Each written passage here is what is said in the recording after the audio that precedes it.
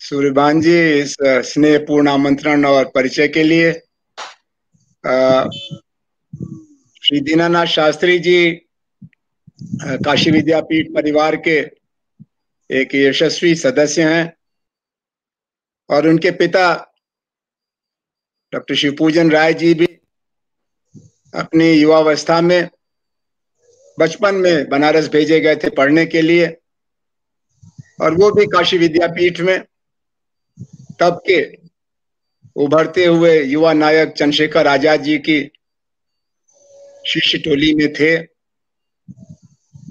और मेरा भी सौभाग्य था कि 3 पीढ़ियों से हमारा काशी विद्यापीठ से बहुत घनिष्ठ आत्मीय संबंध है। काशी विद्यापीठ राष्ट्रीय आंदोलन की नर्सरी कही जाती है, क्योंकि इसकी स्थापना 1921 के असहयोग आंदोलन में गांधी जी की प्रेरणा से बनारस के श्रेष्ठ जनों ने और विद्वानों ने मिलकर की थी। और 1942 के प्रसंग में काशी विद्यापीठ से शुरू करना दोनों तरह से उचित हुआ। शिवपूजन राय जी की पुण्य स्मृति के कारण भी, और 1942 में काशी विद्यापीठ की क्रांतिकारी भूमिका के कारण भी। हम लोग जब आज अपने राष्ट्रीय आंदोलन की विशाल यात्रा, लंबे सफर का जिक्र करते हैं, 1857 का प्रथम स्वतंत्रता संग्राम से लेकर के 1947 15 अगस्त को लाल किले पर तिरंगा फहराने तक, इस बीच का सफर, जैसा सूर्यभान जी ने कहा, बलिदानों से भरा हुआ है। जिन्होंने बलिदान किया उन्होंने प्रतिदान की कोई आशा नहीं रखी थी, क्योंकि उन्होंने बलिदान तो अपने देश के लिए, भारत माता के चरणों में किया था।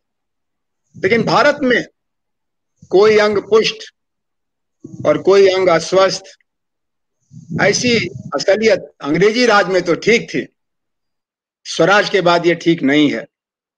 जिस हद तक ये असंतुलन है, उस हद तक हम बलिदानों का सम्मान नहीं कर रहे हैं। जिस हद तक ये असंतुलन उपेक्षित है, उस हद तक हम राष्ट्रीय आंदोलन के सपनों के साथ ईमानदारी नहीं कर रहे हैं।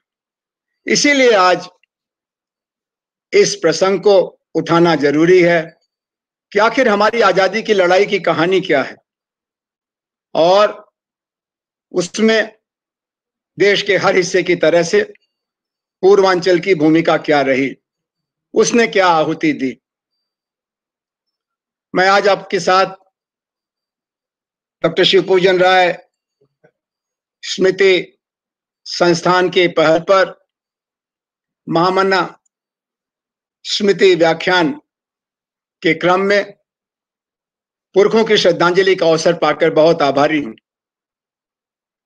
क्योंकि वो समाज आगे नहीं बढ़ सकता जिसका अतीत का गौरव न हो, स्मरण न हो, वर्तमान की पहचान न हो, समीक्षा न हो, और भविष्य के प्रति आशा और सजगता न हो। हमारा यह सौभाग्य है कि 5000 साल की संस्कृति धारा में बहुत सारे आकर्षक मोड़ रहे हैं, और कोई इलाका ऐसा नहीं है जहां 10-20 किलोमीटर के दायरे में किसी न किसी संत, महात्मा, साध्वी, योद्धा, विद्वान, तपस्वी का चरण न पड़ा हो। पूर्वांचल इस मामले में कुछ ज्यादा ही भाग्यवान है। गंगा के कारण है, उपजाऊ मिट्टी के कारण है, मेहनती किसानों के कारण है, बलिदानी नौजवानों के कारण है, सब मिला करके हम लोगों ने जो पढ़ा है और जो अपने पुरखों से जाना है।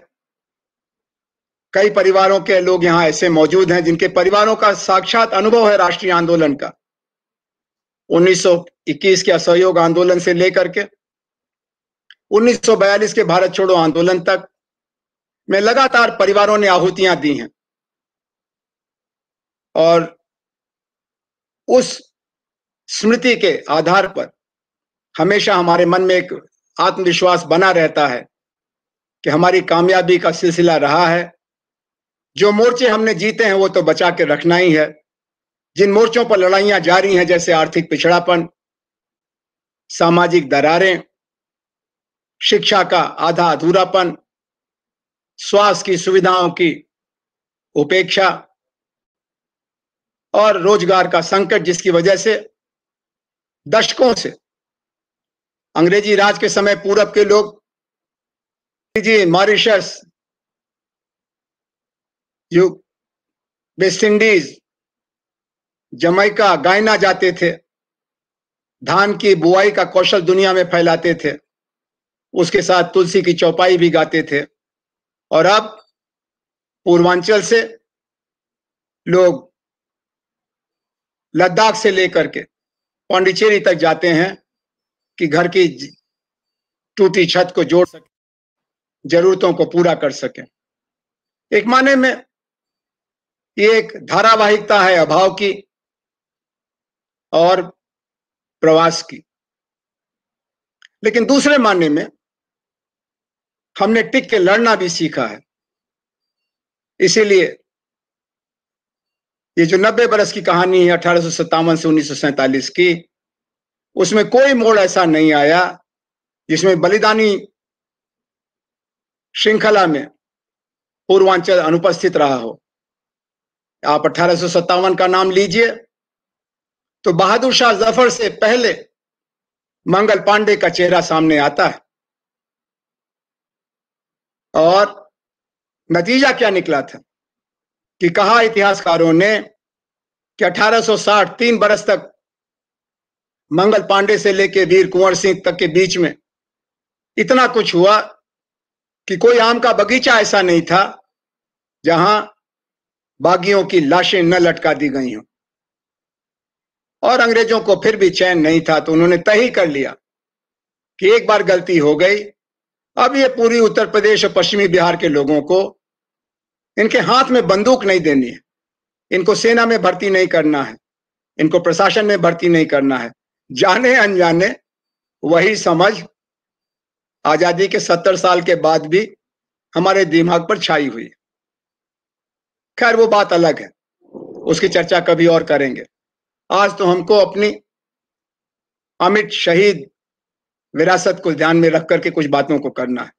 यह हुआ क्या 1942 में कि एकदम से देश भारत छोड़ो के नारे से गूंज उठा। हुआ यह था कि 1921 में गांधी जी की पहल पर पहली बार जनता को अभिजाति वर्ग के साथ कंधे से कंधा मिला करके राष्ट्रीय स्वतंत्रता के मैदान में उतारा गया। उस समय बड़ी बहस चली कि अनपढ़ लोग, ये अधूरा विकास, तैयारी कहां है, कानून की जानकारी कितनों को है, नागरिकता का पाठ कैसे पढ़ेंगे। औरतें पर्दे में, मर्द निरक्षर, दूर दूर तक नागरिकता की भावना नहीं। गांधी जी ने आह्वान किया। इस सब का कारण अंग्रेजी शासन में हिस्सेदारी का लालच है और ईस्ट इंडिया कंपनी से शुरू होकर के महारानी विक्टोरिया तक वो लालच और मजबूत हुआ है। हम इनको सहयोग देते हैं और इसके बदले में इनसे मोल में गुलामी लेते हैं, पिछड़ापन लेते हैं, गरीबी लेते हैं। इसी बात को दादा भाई नौरोजी ने भारत की निर्धनता और अंग्रेजों की संपन्नता के संबंधों का खुलासा करते हुए एक नया सिद्धांत दिया था, जिसको अंग्रेजी में ड्रेन थियरी कहा गया। और उन्होंने एक किताब लिखी थी, निर्धनता और गैर ब्रिटिश शासन भारत में, poverty and un British rule in India. उस समय के लोगों का यह सोच था कि चलो इनके जैसा बन जाएं, अंग्रेजी सीख लें, इनकी पोशाक पहन लें, इनका रहन सहन ले लें, अपने बच्चों को इनके स्कूल कॉलेज में पढ़ने के लिए भेजें, फिर हमारे दिन सुधरेंगे। गांधी जी ने इस पूरी प्रक्रिया को, जो 1860 से 1918 तक यानी प्रथम विश्व युद्ध के खत्म होने तक चली, उसके 60 साल के सबक के तौर पर कहा कि इनके साथ सहयोग बहुत हो गया, 60 साल भी इंतजार की कोई सीमा होती है, अब असहयोग करना पड़ेगा। और असहयोग आंदोलन का दावा था कि अगर सबने मिलकर असहयोग किया तो 1 साल के अंदर स्वराज मिलेगा। ये नारा बहुत उमंग पैदा करने वाला था, 1 साल में स्वराज। और उसके पहले 1905 में बंगाल के विभाजन को लेकर करजन से भारत की जनशक्ति टकराई थी और बंगाल का विभाजन रद्द करना पड़ा था। और उसी के दौर में कुछ एक चेतना का संसार बना था, जिससे इस 1921 के आंदोलन के पहले कई जगह, खासतौर पर बंबई प्रेसिडेंसी में, मद्रास प्रेसिडेंसी में और संयुक्त प्रांत में होम रूल का आंदोलन चला था। लेकिन 1921 का आंदोलन असफल रहा। उसमें थोड़ा योगदान पूर्वांचल का भी हो गया। मोहम्मदाबाद से कुछ किलोमीटर दूर है चौरी चौरा गोरखपुर का, और वहां पर भीड़ पर पुलिस ने थाने से गोली चला दी। उनको अपनी औकात का पता नहीं था, भीड़ बहुत थी। उन्होंने कहा कि हमारी बिल्ली हम ही से म्याऊं, हमारे टैक्स पर हुकूमत चलती है, तुमको तनख्वाह मिलती है, तुम ये खाकी वर्दी पहन के खुदा बन गए, तुमने गोली चलाने की हिम्मत कैसे की। भीड़ की नाराजगी के आगे वो तिनकों से बिखर गए और भीड़ ने थाने में आग लगा दी।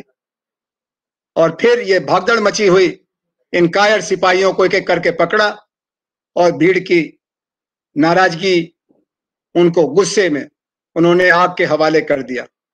ऐसी घटनाएं कुछ और जगह हुई थी, इतने बड़े पैमाने पर तो नहीं, लेकिन पंजाब में भी हिंसा की खबर आई, दिल्ली में हिंसा की खबर आई, महाराष्ट्र में हिंसा की खबर आई।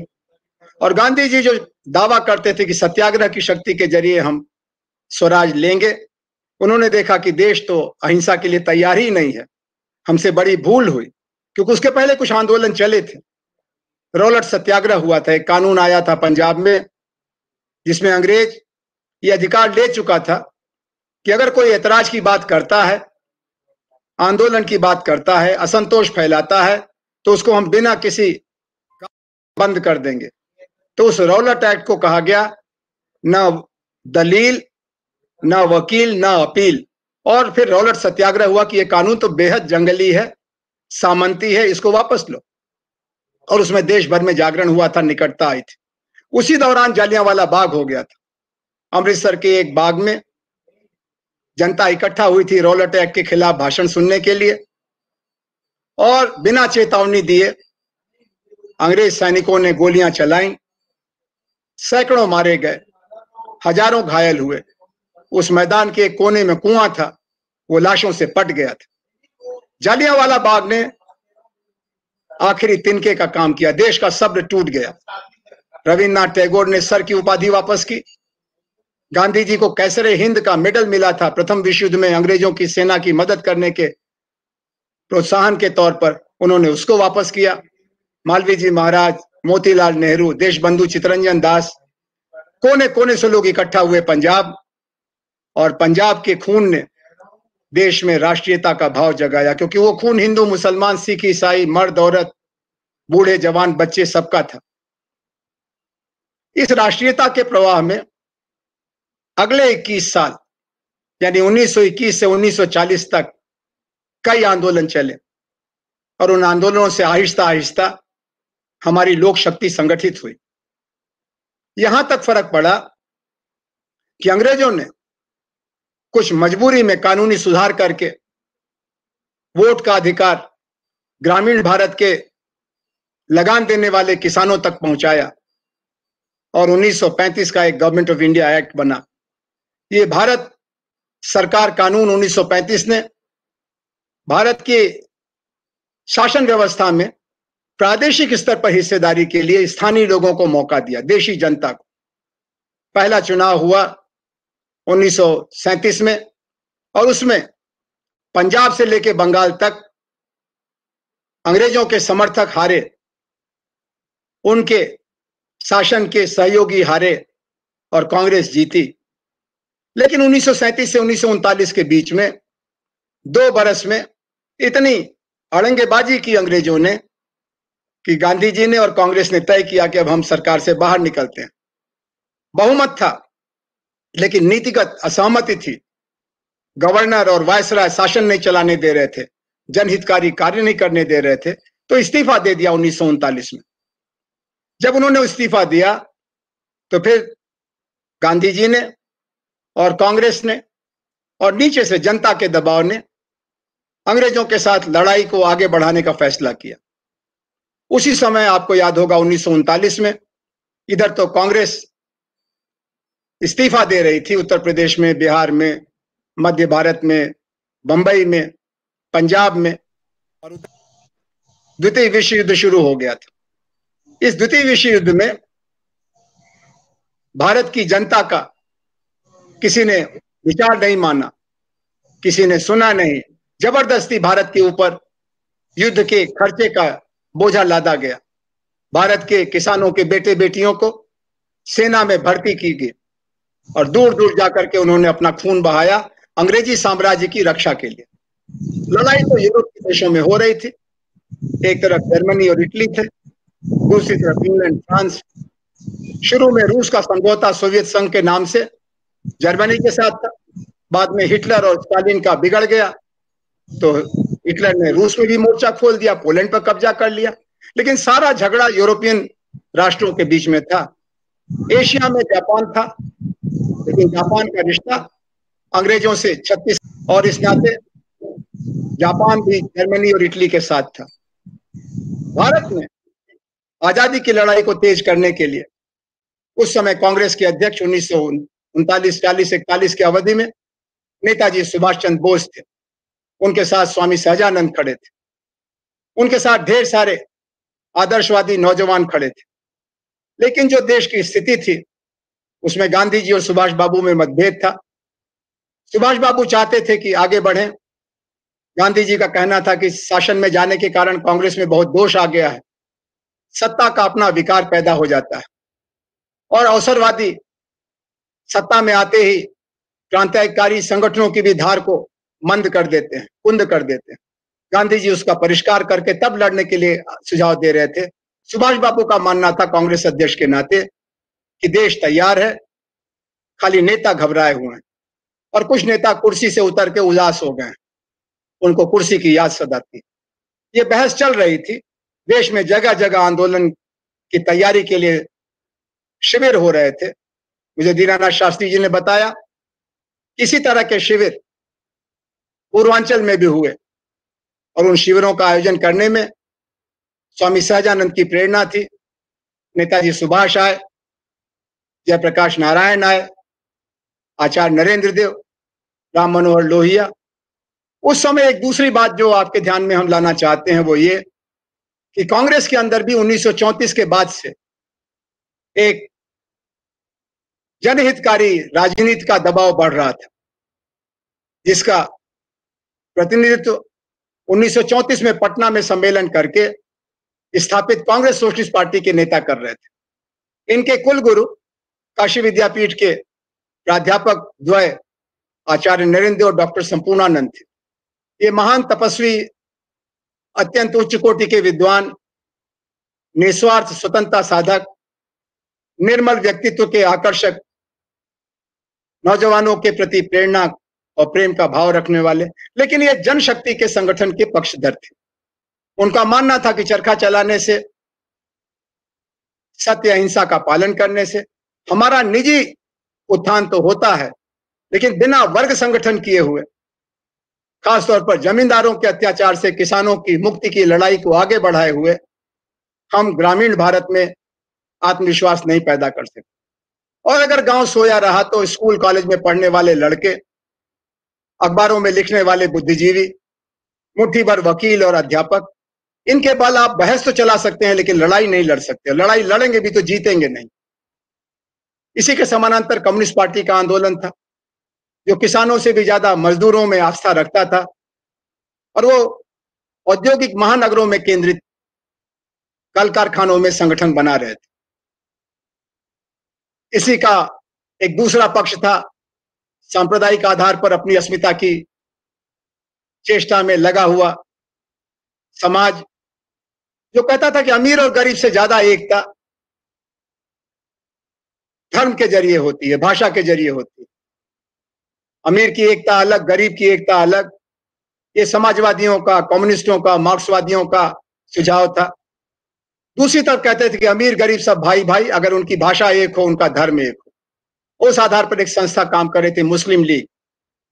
मुस्लिम लीग को यह डर था, जो मोटे तौर पर अमीर वकीलों, बड़े जमींदारों की पार्टी थी, कि अगर कांग्रेस के अंदर कुछ दिन और ये समाजवादियों का प्रभाव बढ़ा तो और कुछ होगा तो नहीं होगा।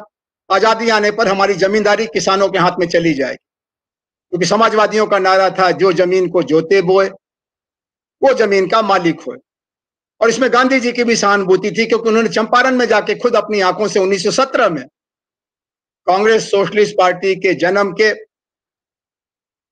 एक पीढ़ी पहले, इसका जन्म हुआ 1917 में, उन्होंने 1934 में, और उन्होंने 1917 में 1.5 बरस चंपारण में रह के गांव गांव जाकर के एक एक घर से जानकारी लेकर के ये पाया था कि किसान का जीवन बेहद श्रम का तो जीवन है, लेकिन बेहद निर्धनता का और साधनहीनता का भी जीवन है। किसान का बेटा कर्ज में पैदा होता है और कर्ज में मरता है, और किसान की बेटी घर को संभालते संभालते पहले मायके में, फिर ससुराल में जीवन जीने का इंतजार ही करती है, कभी बीमारी, कभी बेकारी, कभी लाचारी। तो मुस्लिम लीग का एक आह्वान था कि हम धर्म की एकता के आधार पर अपनी हिस्सेदारी लेंगे। और अंग्रेजों ने व्यवस्था भी बना रखी थी कि उस समय, जैसे आज हमारी विधानसभा और लोकसभा में अनुसूचित जाति और जनजाति की हिस्सेदारी है, आरक्षण है, अंग्रेजों के राज में उनकी प्रतिनिधि व्यवस्था में जो आधी अधूरी थी, फिर भी जितनी थी उसमें मुसलमानों का अलग कोटा था, एंग्लो इंडियन का अलग कोटा था, जमींदारों का अलग कोटा था, और बाकी सब जनरल में आते थे। और कुछ लोगों को जो अनुसूचित जातियों के थे, अस्पृश्य समाज से थे, उनको नामांकित किया जाता है। जैसे आजकल राज्यसभा में कुछ लोगों को कला क्षेत्र से, विज्ञान क्षेत्र से, विद्या क्षेत्र से राष्ट्रपति जी मनोनीत करते हैं, तो मनोनीत किया जाता था। मित्रों, इस दौर में 1940-41 में जो कांग्रेस में आत्ममंथन हुआ, सत्ता का आधा अधूरा अनुभव मिला, किसानों के अंदर जो जागरण आया, और कुछ जगहों पर, जैसे बिहार में डॉक्टर श्री कृष्ण सिंह ने, उत्तर प्रदेश में गोविंद वल्लभ पंत ने कुछ भूमि सुधार भी लागू करने का काम किया, शिक्षा में कुछ प्रयोग हुए, कुछ बजट बढ़ा, तो जो आशा धुंधली थी वो चमकने लगी, प्रकाश फैलने लगा स्वराज की आशा का। और उसी में 1941 आते आते, पहले दौर में 1940-41 के बीच में कांग्रेस ने व्यक्तिगत सत्याग्रह का आह्वान किया, जिसमें बोलने की आजादी को लेकर के अंग्रेजी सरकार और भारत की जनता के नायक आमने सामने हुए।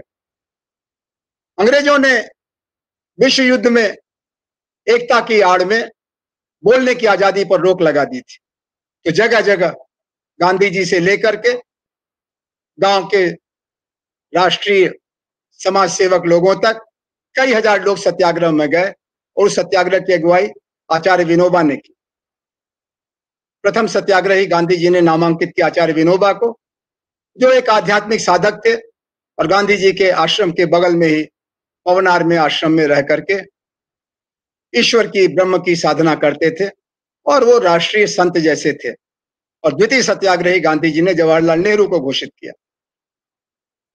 और उस समय पूर्वांचल के जितने भी पहचान वाले लोग थे, उन्होंने भी जेल जाने का काम किया, लेकिन उस जेल जाने की यात्रा से कोई नतीजा नहीं निकला। जेल की सजा पूरी हुई, लोग बाहर आ गए। अब गांधी जी पर और कांग्रेस पर और जनता का युद्ध के कारण जो बढ़ता दुख था, बढ़ती महंगाई, बढ़ता अभाव, लोगों ने कहा कि इसके खिलाफ कुछ करना चाहिए। इस बीच में गांधी जी का और सुभाष बाबू का फासला बढ़ गया। उन्होंने अपना एक अलग मंच बनाया, फॉरवर्ड ब्लॉक, जिसमें उनके साथ काफी दूर तक पूर्वी उत्तर प्रदेश और बिहार के सबसे बड़े किसान नेता स्वामी सहजानंद भी गए। कम्युनिस्ट अंग्रेजों के साथ चले गए क्योंकि हिटलर, जर्मनी दोनों ने मिलकर के रूस को आतंकित कर दिया। उन्हें लगा कि साम्यवादी क्रांति खतरे में है, तो उन्होंने कहा कि अंग्रेजों से हम बाद में देखेंगे, अभी तो ये जन युद्ध हो गया है, हमें अंग्रेजों का साथ देना चाहिए। मुस्लिम लीग और हिंदू महासभा पहले से ही न सिर्फ गांधी के खिलाफ थी, बल्कि अंग्रेजों की मुरव्वत पर थी, रहमत पर थी। वो भी उनके साथ शामिल रहे। बाबा साहब अम्बेडकर को भी उन्होंने वायसराय की काउंसिल का मेंबर बना लिया। इस तरह से कोशिश की कि बांटो और राज करो का फार्मूला चला करके हम भारत की स्वतंत्रता की मांग की अनदेखी करें। लेकिन 1921 और 1937 के बीच में इतना जागरण हो चुका था, स्वतंत्रता की भूख इतनी बढ़ चुकी थी कि अब एक नई पीढ़ी पूरी तरह से, ये जो चंद्रशेखर आजाद की शहादत वाली पीढ़ी, भगत सिंह की शहादत वाली पीढ़ी, वो भी सामने थी। और इसीलिए कांग्रेस पर नेहरू और सुभाष का प्रभाव ज्यादा था और उस प्रभाव के श्रेष्ठ प्रतीक कांग्रेस सोशलिस्ट होते थे और कांग्रेस सोशलिस्ट बराबर दबाव डाल रहे थे। अच्युत पटवर्धन से लेकर के जयप्रकाश नारायण, नरेंद्र देव लोहिया, ये लड़ने का समय है। और कांग्रेस के पुराने नेता कहते थे कि लड़ते लड़ते तो बुढ़ापा आ गया, अब कितना लड़ोगे। और देखो, कम्युनिस्ट साथ नहीं है, हिंदू महासभा साथ नहीं है, मुस्लिम लीग साथ नहीं है, अंबेडकर साथ नहीं है, बिखराव का समय है, चलो अंग्रेजों के साथ रहें, कम से कम चुप रहें। लेकिन गांधी और नई पीढ़ी यानी कांग्रेस सोशलिस्ट इस मामले में एकजुट थे और उनकी दृष्टि के प्रवक्ता उस समय आचार्य नरेंद्र देव, जयप्रकाश नारायण जैसे लोग थे। एक माने में इसमें नेताजी सुभाष का भी योगदान था, लेकिन कांग्रेस के मंच का वो सदुपयोग नहीं कर पाए थे, वो उससे बाहर निकल गए थे और बाद में वो यूरोप भी चले गए, जिससे कि देश में तो एक रोमांचक लहर फैली, लेकिन स्थानीय संगठन के तौर पर जिम्मेदारी अब गांधी और कांग्रेस की थी। और ये तय हुआ, जैसा भी जिक्र किया गोपाल जी ने, कि कांग्रेस वर्किंग कमेटी ने पहले जून में और उसके बाद फिर अगस्त में मीटिंग करके देश को एक आंदोलन के लिए आह्वान किया। इस बार के आंदोलन को कहा गया कि ये निर्णायक लड़ाई होगी और इसमें करो और मरो का रास्ता अपनाना पड़ेगा। इस बार हम पूरी ताकत से एकता के आधार पर जनशक्ति और राजशक्ति के बीच की टक्कर करेंगे। लेकिन आप ये देखें कि कांग्रेस के नेताओं को आंदोलन के नेतृत्व का मौका नहीं मिला। 9 अगस्त को उनको सम्मेलन का समापन करके भारत छोड़ो आंदोलन की अगुवाई करते हुए जेलें भरने का सपना था, लेकिन सबको 8 अगस्त की रात में ही पकड़ लिया गया। और 8 अगस्त की रात जो पकड़े गए नेता तो गिरफ्तार हो गए, लेकिन जो पूरे देश भर से ऑल इंडिया कांग्रेस कमेटी के प्रतिनिधि के लोग पहुंचे थे बंबई में, उन्होंने अपने अपने घर जाने की राह पकड़ी और ये कहा कि भारत छोड़ो का मतलब है शासन को ठप करना। शासन का जो भी प्रतिनिधि है हमारे इलाके में, तो गांव और कस्बे में शासन के प्रतीक कौन है? पुलिस का थाना, डाकघर, हाईवे, रेल की लाइन, और तो कुछ शासन का वहां बचता नहीं है ना। तो उस जमाने में अस्पताल इतने थे, ना स्कूल कॉलेज सरकारी इतने थे। तो अगर भारत छोड़ो का करना है और सरकार को ठप करना है तो इन्हीं चीजों पर निशाना करना पड़ेगा। पूरे देश में, हम पूरे उत्तर प्रदेश के हैं, इस नाते हम ये नहीं कहेंगे कि इस कथा में हम सारा श्रेय हमारे नाम लिख दो। पूरे देश में बगावत हुई। सतारा में जो महाराष्ट्र का एक प्रसिद्ध इलाका है, वहां तो 2 बरस तक जनता सरकार चली अच्युत पटवर्धन की निगरानी में। पकड़े नहीं गए अच्युत पटवर्धन जैसे महानायक, जो कांग्रेस सोशलिस्ट पार्टी के संस्थापक थे और कांग्रेस वर्किंग कमेटी के मेंबर थे। लेकिन हमारे इलाके में भी, यानी पूर्वी उत्तर प्रदेश में भी, बनारस और पटना 2 धुरियों के बीच में ऐसा ताना बाना बना कि अंग्रेजों को 3 बरस तक हमने नाकों चने चबवा दिया। उसमें सर्वोच्च बलिदान ग्रामीण पूर्वांचल में मोहम्मदाबाद में हुआ और उसके महानायक के तौर पर हम सभी शिवपूजन बाबू को याद करते हैं।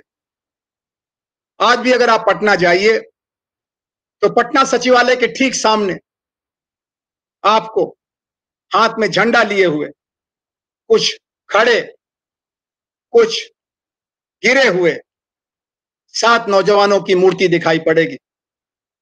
आप में से जो जानते हैं वो अगली बार जाएं तो जरूर रुक के प्रणाम करिएगा, जो नहीं जानते हैं उसको ध्यान से देखिएगा। ये सचिवालय पर झंडा फहराने की कसम खाते हुए निकले हुए दीवानों की मूर्तियां हैं, क्योंकि आह्वान यही था कि जहां जहां तिरंगा झंडा है वहां पर, जहां जहां अंग्रेजी झंडा है वहां वहां तिरंगा झंडा लाना है। और अंग्रेज की कसम थी कि हमारे झंडे को अगर कोई छूने आएगा तो लाशें बिछा देंगे, लेकिन यूनियन जैक को हम हानि नहीं पहुंचने देंगे। तो 2 संकल्पों का मुकाबला था। अंग्रेजों का शासन ये कसम खाए हुए थे कि लाशें बिछा देंगे लेकिन हम अपने शासन को डगमगाने नहीं देंगे। और देश की कसम थी कि अब की जान चली जाएगी लेकिन झंडा फहरा के मानेंगे। जो विवरण आया है साथियों अंग्रेजों की तरफ से, 1942 9 अगस्त से कहानी शुरू हुई। 1943 दिसंबर में एक सरकारी रिपोर्ट आती है जिसमें उन्होंने बताया कि देश के कम से कम 700 स्थानों पर गोलियां चली और 200 स्थानों पर सेना को बुलाना पड़ा। 900 जगहों पर जनता की उग्रता इतनी प्रबल थी कि गोली बंदूक से नीचे बात नहीं बनी और कई 100 डाकखाने लूटे गए, पुलिस थाने जलाए गए, रेल के स्टेशन क्षतिग्रस्त किए गए, रेल की पटरियां उखाड़ी गईं। लेकिन बड़ी बात यह थी कि कांग्रेस की कसम और गांधी जी के सख्त हिदायत के कारण एक अंग्रेज को खरोंच नहीं आई। 1857 की कहानी ठीक उल्टी थी। जगह जगह देशी और विदेशी लाशें गिरी थी। इस बार जनता का थाने पर कब्जा हुआ, डाकखाने पर कब्जा हुआ, स्टेशन पर कब्जा हुआ, लेकिन वहां जो ड्यूटी पर लोग थे उनको सुरक्षित रखा गया। इसी में कहानी आती है पूर्वांचल के कम से कम 4 स्थानों की, जहां पर भीड़ ने पुलिस को बेबस किया, अंग्रेज लाचार हुआ और तिरंगा लहराया। मोहम्मदाबाद की कहानी गोपाल जी ने बताई।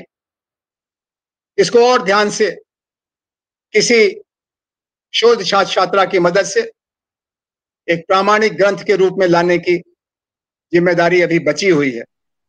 ये बीएचयू के लोगों को, गोरखपुर के लोगों को, पूर्वांचल के लोगों को, जयप्रकाश विश्वविद्यालय, संत विनोबा विश्वविद्यालय, कई विश्वविद्यालय खुल गए, बलिया में ही चंद्रशेखर विश्वविद्यालय भी खुल गया।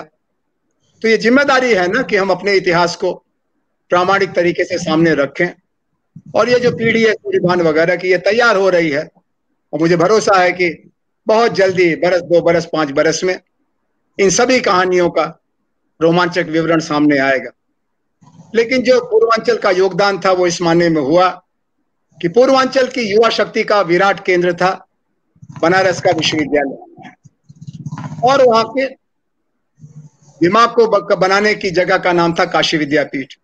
काशी विद्यापीठ पर तो अंग्रेजों ने ताला लगा दिया, क्योंकि काशी विद्यापीठ के कुलपति आचार्य नरेंद्र देव खुद कांग्रेस की वर्किंग कमेटी के मेंबर थे और कांग्रेस सोशलिस्ट पार्टी के अध्यक्ष थे, और कांग्रेस सोशलिस्ट पार्टी का मुख्यालय काशी विद्यापीठ से चलता था।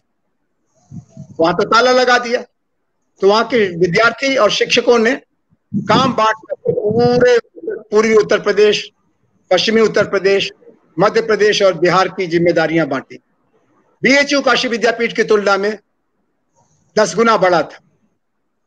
बीएचयू के छात्र संघ पर उस समय कांग्रेस सोशलिस्ट पार्टी के अनुयायी नौजवानों का नेतृत्व था।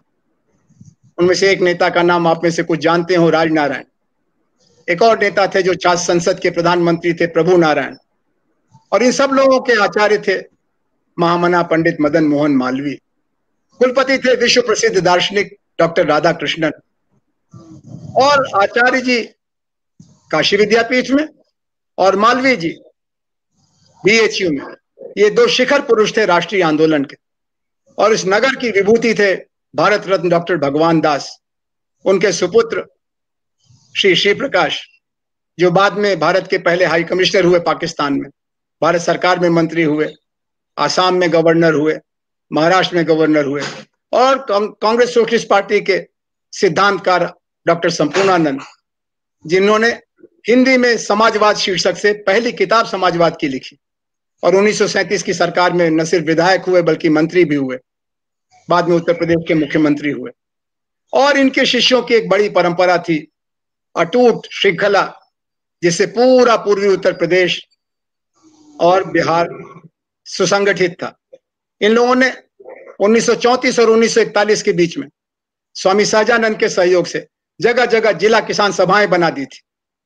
जितने विश्वविद्यालय थे उनमें छात्रों के बीच में स्टूडेंट फेडरेशन के नाम से विद्यार्थियों के राष्ट्रवादी मोर्चे थे, और कई जगहों पर जो छोटे बड़े कारखाने थे उनमें समाजवादियों की पहल पर मजदूरों के संगठन थे। तो किसानों का संगठन, नौजवानों का संगठन, मजदूरों का संगठन, और करीब करीब हर जिले से छोटे बड़े अखबार निकलते थे। बनारस में आज अखबार था, तो बलिया, गाजीपुर, मिर्जापुर, जौनपुर, देवरिया, गोरखपुर, बक्सर, आरा, छपरा, पटना, इनके भी छोटे छोटे जिला बुलेटिन टाइप अखबार निकलते थे। एक सुंदर ताना बाना था, और इन अखबारों का मार्गदर्शन पराड़कर जी बनारस से, और जब तक जिंदा रहे गणेश शंकर विद्यार्थी जी कानपुर से, और इसी तरह से राम वृक्ष बिनीपुरी जी,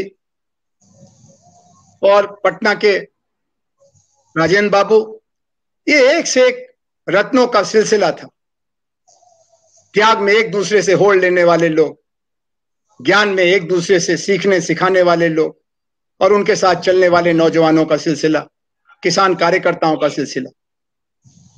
ये जो 8 अगस्त को सब लोग पकड़ गए, और 9 अगस्त, 10 अगस्त, 11 अगस्त तक लोग बंबई से लौटे, या बंबई से लौटने वालों ने स्थानीय लोगों को बताया, सब तो बंबई गए नहीं थे। तो जैसे सूखा ईंधन हो, चिंगारी की जरूरत थी, और बीएचयू के विद्यार्थियों ने पहले तो जुलूस निकाला, जिला कचहरी पर झंडा फहराया। सौभाग्य से वहां गोली नहीं चली, कोई हताहत नहीं हुआ। लेकिन बनारस का एक और तहसील का इलाका था धानापुर। धानापुर की तहसील के दफ्तर पर जैसे मोहम्मदाबाद का प्रसंग हुआ, मोहम्मदाबाद में तो ज्यादा शहादत हुई, ज्यादा तैयारी भी थी, लेकिन धानापुर में भी 5 लोगों को पुलिस ने मारा। लेकिन तब तक भीड़ इतनी आगे बढ़ गई, इतने किसान इकट्ठा हो गए कि वहां झंडा फहरा के ही माने। इसी तरह से मधुबन में, आजमगढ़ में तैयारी पहले से चल रही थी, और विष्णुदेव गुप्ता और रामधन जी जैसे लोगों ने, विश्राम राय, शिवराम राय जैसे लोगों ने मिलकर के, ये सब नौजवान किसान नेता थे, सामाजिक कार्यकर्ता थे। कुछ लोग स्कूल कॉलेज में पढ़े थे, कुछ लोग उतने पढ़ने वाले नहीं थे, लेकिन ये जो स्थानीय संगठन था किसानों का, नौजवानों का, उससे जुड़े थे। मधुबन में भी ऐसे ही थाने पर हमला हुआ, पोस्ट ऑफिस पर कब्जा हुआ, पुलिस ने लाठी चलाई, फिर गोली चलानी पड़ी, और लोगों ने शहादत दी।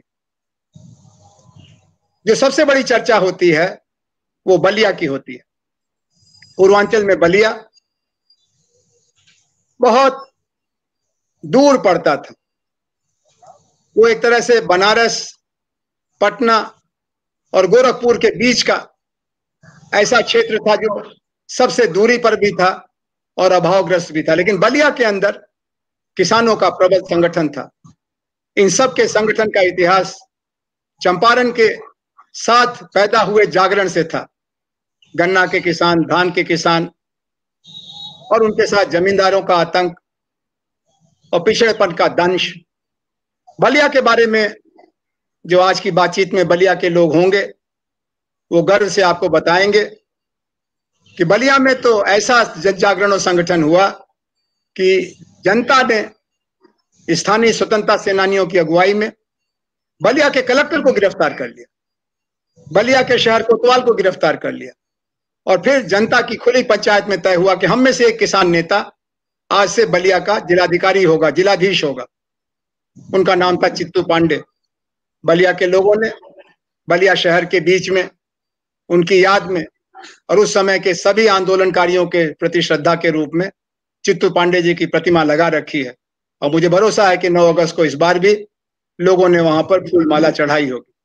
और वो बलिया की सरकार कई दिनों तक चली, क्योंकि वो न तो रेल के रास्ते से जुड़ी थी, और जो सड़कें थी, जगह जगह लोगों ने अपने गांव के बगल से गुजर रही सड़क को पेड़ काट करके बाधित कर दिया था। तो जो जहां था वो वहीं फंस गया। और ये जो 4 बलिदान के केंद्र बने, उसमें मोहम्मदाबाद सबसे ज्यादा बलिदानी साबित हुआ। मोहम्मदाबाद में जो लोग नेतृत्व कर रहे थे, उनको कलकत्ता से प्रशिक्षण मिला था, बनारस से प्रशिक्षण मिला था, और स्वामी सहजानंद का जो काम गया को और गाजीपुर को केंद्र बना करके चलता था, वहां से प्रशिक्षण मिला था। ये जो कहानी सामने आई, अंग्रेज इतना आतंकित हुआ कि इन पूरे पूर्वांचल में उन्होंने सेना की जिम्मेदारी डाली। पुलिस की व्यवस्था ध्वस्त हो गई थी, यातायात प्रबंध अस्त व्यस्त हो गया था, जो रेलें गुजरती थी पटरियां उखाड़ डाली गई थी, और स्कूल और कॉलेज एक तरह से आंदोलन के केंद्र बन गए। बीएचयू पर तो सेना का कब्जा ही करा दिया गया। कई महीनों तक बीएचयू सेना के कब्जे में रहा, विश्वविद्यालय बंद कर दिया गया। लेकिन बंद करने से नुकसान अंग्रेज का हुआ, क्योंकि वहां ज्यादातर विद्यार्थी जो पूर्वांचल के थे या जो नहीं भी थे, वो पूर्वांचल के विद्यार्थियों की मदद से आंदोलन के नायक बन गए। और कई लोग, प्रोफेसर राधेश्याम शर्मा बीएचयू के, प्रोफेसर गैरोला बीएचयू के, चंद्रशेखर अस्थाना काशी विद्यापीठ के रजिस्ट्रार, वो तो आखिर तक नहीं पकड़े गए, जैसे अच्युत पटवर्धन, अरुणा असफ अली आखिर तक नहीं पकड़े गए। पूर्वांचल का ऐसा महत्व था साथियों, और ये मेरी आखिरी बात होगी, कि देश में जहां भी आंदोलनकारी गिरफ्तारी से बचना चाहते थे, वो किसी न किसी तरह से पूर्वांचल पहुंचना चाहते थे। ऐसे ही आंदोलनकारियों की एक टोली हजारीबाग जेल में बंद की गई थी। जयप्रकाश नारायण, रामनंदन मिश्र, बसावन सिंह, इन लोगों ने जेल की दीवारें फांद करके, अंग्रेजों को चकमा दे करके, पहले नेपाल में एक आजाद दस्ता का गठन करके वहां प्रशिक्षण केंद्र बनाया, और जब आजाद दस्ता पर अंग्रेजों का प्रहार हुआ तो उन्होंने उस केंद्र को विसर्जित करके अलग अलग जगहों पर जाने का फैसला किया। आपको जान के रोमांच होगा कि जयप्रकाश नारायण जी सीधे बनारस आए, और बनारस में उन्होंने अपने पुराने सहपाठी, जो उस समय वहां केमिस्ट्री के प्रोफेसर थे, फूलनदेव सहाय वर्मा, उनके घर को अड्डा बनाया, बिल्कुल गोपनीय तरीके से। वहीं पर साइक्लोस्टाइल होता था, वहीं से पर्चे निकलते थे, और बनारस की गलियां छापामार लड़ाई का अड्डा बन गई, क्योंकि बनारस की गलियों से रणभेरी करके एक बुलेटिन निकलने लगी जो पूरे पूर्वांचल में फैलती थी। उसी समय बंबई और कलकत्ता से बंबई से रेडियो कांग्रेस और कलकत्ता से आजाद रेडियो प्रसारण होने लगा। कहीं लोहिया बोलते थे, कहीं उषा मेहता बोलती थी, कहीं और प्रेरणादायक भाषण होते थे, और पता लगाते लगाते भी 9 महीने तक ये रेडियो चलते रहे। रेडियो सबके घर में नहीं था, लेकिन अगर शहर में 10-20 स्वतंत्रता सेनानियों के घरों में भी रेडियो था, उतना बात को फैलाने के लिए काफी था। ऐसे ये बुलेटिन हाथों हाथ छपती तो बनारस में थी, पटना में थी, लेकिन पहुंच जाती थी सुदूर तहसीलों के मुख्यालयों तक। एक अजीब त्याग का माहौल था, साहस का दौर था, और संघर्ष 3 साल चला। 1946 आते आते अंग्रेज को पसीना आ गया। द्वितीय विश्व युद्ध तो 1945 में खत्म हुआ। अमेरिका ने हिरोशिमा और नागासाकी पर बम फेंक करके, परमाणु बम, हाइड्रोजन बम, जापान के घुटने तोड़ दिए। जापान ने शरण ले ली। रूस के बलिदानी वीरों ने हजारों की तादाद में बलिदान देने के बावजूद जर्मन सेना को पराजित किया, और फ्रांस और इंग्लैंड और अमेरिका और रूस ने मिलकर के जर्मनी को चारों ओर से घेरा। भीड़ ने, जनता ने नाराज होकर के इटली के तानाशाह मुसोलिनी को पकड़ा, कहा तुमने हमारे जवानों को बर्बाद कर दिया, मरवा दिया। उसको सरेआम चौराहे पर फांसी दी गई। हिटलर गया, मुसोलिनी गया, तोजो गया, लेकिन अंग्रेज को अभी भी कुछ मोह बाकी था कि किसी तरह से भारत पर कब्जा बना रहे, क्योंकि भारत उनके लिए कामधेनु, दुधारू गाय थी। लेकिन आंदोलन की आग इतनी प्रबल थी कि देश भर में लगभग 40,000 लोग गिरफ्तार किए गए। उस समय जब देश की आबादी 30 करोड़ के आसपास थी, और ये 40,000 लोग ऐसे थे जो अपने आप में हर व्यक्ति महावीर जैसा था, क्योंकि बहुत सारी जमातों ने तो अंग्रेजों का साथ दिया था। मैंने नाम गिनाया, अब दोबारा गिनाने की जरूरत नहीं है। और इनमें से ज्यादा धरती पुत्र थे, किसानों के बेटे बेटियां थे। तो जब अपनी अपनी सजा काट करके ये लौटे, इन वीरों का स्वागत हुआ। सबसे आखिर में जयप्रकाश और लोहिया आगरा जेल से छोड़े गए थे, और उनका बनारस में, पटना में विशाल जनसभाओं ने अभिनंदन किया। और धीरे धीरे स्वतंत्रता की कहानी से रोमांचित एक पूरी पीढ़ी तैयार हुई, जिसने फिर भारत के स्वराज के आने के बाद नवनिर्माण के जरिए भारत की आजादी के रास्ते को बनाना शुरू किया। ये रास्ता बड़ा कठिन था, क्योंकि आजादी तो आई लेकिन विभाजन की कीमत पर आई। हम आजाद तो हुए, हमारे हाथ की हथकड़ियां तो टूटी, लेकिन उसके साथ हमारे दोनों बाजू भी तोड़ दिए गए, पूर्वी पाकिस्तान और पश्चिमी पाकिस्तान। और शहर शहर में अंग्रेजों ने ऐसा माहौल बिगाड़ा, और उसमें इतना हाथ मिलाया सांप्रदायिक ताकतों ने, खासतौर पर मुस्लिम लीग ने, पाकिस्तान के नशे में, कि शहर शहर में दंगे हुए, गांव गांव में दरारें पड़ गईं, पीढ़ियों की एकता टूट गई। लेकिन उस सब को भरने का काम फिर इन्हीं दीवानों ने किया, क्योंकि ये हिंदू तो थे नहीं, ये मुसलमान तो थे नहीं, ये तो भारत माता की संतान थे। और सन 42 की जेल काट के निकले हुए गाजीपुर के, यूसुफपुर के फरीदुल हक अंसारी बैरिस्टर साहब, और उनके साथ नौजवानों की टीम, जिसमें राजनारायण चंद्रशेखर वगैरह शुरुआती कार्यकर्ता थे, आचार्य नरेंद्र देव, जयप्रकाश नारायण, राम मनोहर लोहिया, रामनंदन मिश्र, आप नाम लीजिए तो शाम हो जाएगी, नाम पूरे नहीं होंगे। एक तरफ से राष्ट्र निर्माण के काम में लगे, कुछ सरकार में गए, कांग्रेस से जुड़े रहे, कुछ बाहर निकले, उन्होंने कांग्रेस सोशलिस्ट पार्टी की जगह सोशलिस्ट पार्टी बनाई, कम्युनिस्ट पार्टी में लोग गए, अन्य संगठन भी बने, राज्य परिषद, डॉक्टर श्यामा प्रसाद मुखर्जी ने भारतीय जनसंघ बनाई, डॉक्टर अंबेडकर ने परिगणित जाति महासंघ बनाया।